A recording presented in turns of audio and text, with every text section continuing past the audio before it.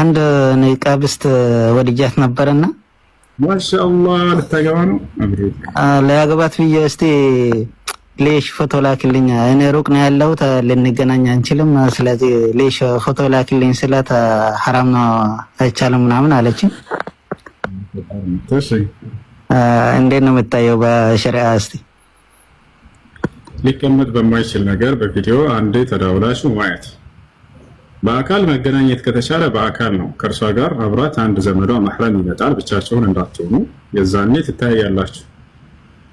አይ ሩቅ ነው ያለነው በአካል መገናኘት አንችልም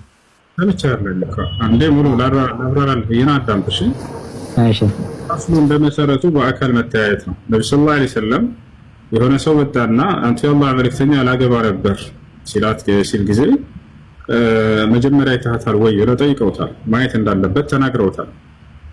ማየት አለበት ማለት ያለበት ሰው ሳይተያዩ ትዳር መመስረት አይቻልም በኋላ ያለ ፍላጎታቸው የማይፈልጉት ነገር እንዳይከሰት ነገር ሲባል ማለት ነው ስለዚህ እሷም ሊያት ይገባል ገብታችኋል አይደል ነገር ግን ሲተያዩ እንደ አስሉ እንደ መሰረቱ ምንድነው በአካል መተያየት ነው እሱ ነው ያማይሆን ከሆነ ሊቀመጥ በማይችል ነገር ለፎቶ ሳይሆን በቪዲዮ በኢሞ ሊሆን ይችላል አንዴ ልታያት እሷም አንዴ ታያለች አለ ምርጫ ከሆነ ትወስናለች አንድ ሰው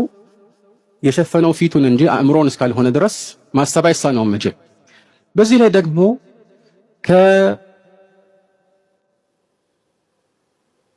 ከሴኩሪቲ ወይም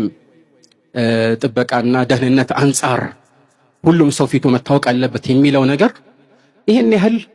የሚያሳስብ አይደለም ምክንያቱም በኮሮና ጊዜ አብዛኛው ሰው ማስክ ለብሶ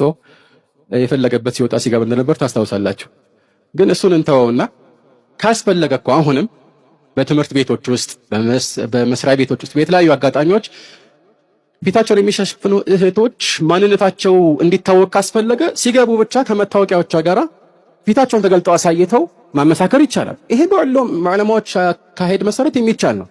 ሴቶች ካሉ ሴቶች ያመሳከሩ ሴቶች ከሌሉ ወንዶችም ራሱ በዚህ ላይ ማየታቸው እነዚህ ሴቶችም ተገልጠው ለዚህ ዓላማ ብለው ማሳየታቸው ይሄ በቂ የሆነ ይሄንን የሚያስፈቅድ ሐጃ ነው ይሄ ተፈቅዷል ነገር ግን አንቺ ፊትሽን ተገልጠሽ እስከመጨረሻው ካልቆየሽ እኔ ደስ አይለኝም ማለት ምን ማለት ምን አገናኝ ፈተና ለመፈተን ሴቶች ፊታቸውን ተሸፍነው ሲመጡ እሷ ነች አይደለች የሚለውን ለማስተያየት መታወቂያቸውን ፊታቸውን ከፍተው ያሳዩ ያመሳክሩ ከዛ በኋላ ይግቡ ፈተና ሲሰሩ ራሱ ምናልባት ተቀይረው ሌላ ሰው ይሆናል ተብሎ አይፈረምም ፊታቸውን ሲሸፍኑ በዚህ ላይ ብዙዎች ለዚህ እንደ መነሻ የሚያደርጉት ትምህርት ቤት ከሃይማኖት ተጽዕኖች ነፃ የሆነ የሴኩላር ህግ የሰፈነበት መሆን አለበት ይላል ጥሩ እንበል የትምህርቱ ሂደት ሴኩላር ይሆን እንበል